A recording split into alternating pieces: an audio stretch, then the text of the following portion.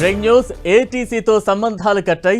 189 మంది ప్రయాణికులతో వెళుతున్న రష్యన్ విమానం ఎట్టకేలకు సేఫ్గా ల్యాండ్ అయింది. సోచి నుంచి ఆర్కెంజెల్స్కు వెళుతున్న ఓ రష్యన్ ఎయిర్లైన్స్ విమానం 189 మంది ప్రయాణికులతో వెళుతోంది. అయితే బ్లాక్ సీ ప్రాంతం మీదుగా ప్రయాణం సాగిస్తున్న ఈ విమానం ఒక్కసారిగా రేడార్ సిగ్నల్స్తో సంబంధాలు కట్టయ్యాయి. రేడార్ సిగ్నల్ కట్ అవ్వడానికి ముందు పైలట్ ఎమర్జెన్సీ అనే సంకేతాలను ఇచ్చారు. దీంతో వెంటనే ఏటీసీ అధికారులు అప్రమత్తమయ్యారు.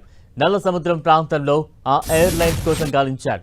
అయితే ఏటీసీతో సంబంధాలు కట్టయిన కాసేపటికే తిరిగి ఆ రష్యన్ ఎయిర్లైన్స్కు సిగ్నల్స్ వచ్చాయి. దీంతో ఎక్కడి నుంచి అయితే విమానం ప్రారంభమైందో తిరిగి అదే ఎయిర్పోర్ట్లో సేఫ్గా ల్యాండ్ అయింది. విమానం సేఫ్గా ల్యాండ్ అవడంతో ప్రయాణికులంతా ఊపిరి పీల్చుకున్నారు. ఈ ఘటనపై ఉన్నతాధికారులు దర్యాప్తు చేపట్టారు. విమానంలో ఉన్నట్టుండి ఒక్కసారిగా సిగ్నల్ కట్ అవ్వడానికి కారణమేంటి అన్న కోణంలో దర్యాప్తు చేస్తున్నారు. విమానంలో ఏదైనా సాంకేతిక లోపమా లేకపోతే మరేదైనా కారణమా అనే కోణంలోనూ దర్యాప్తు చేస్తున్నారు అధికారులు.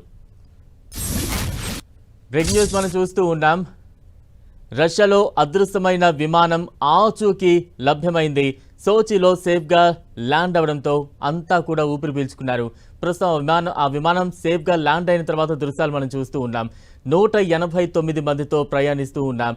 ఈ రష్యన్ ఎయిర్వేస్ ఒక్కసారిగా కొంత దూరం అంటే బ్లాక్ సీకి సమీపంలో చేరుకున్న తర్వాత ఎమర్జెన్సీ సిగ్నల్ ఇచ్చింది. తర్వాత ఒక్కసారిగా సిగ్నల్ కట్ అయిపోవడంతో ఈ 189 మందితో వెళుతున్న ఆ విమానం ఏమైంది అనేది ప్రతి ఒక్కరిలో కూడా ఒక ఉత్కంఠ అయితే కొనసాగింది. అయితే కాసేపటి తర్వాత మళ్ళా అదే విమానం నుంచి సిగ్నల్ వచ్చింది.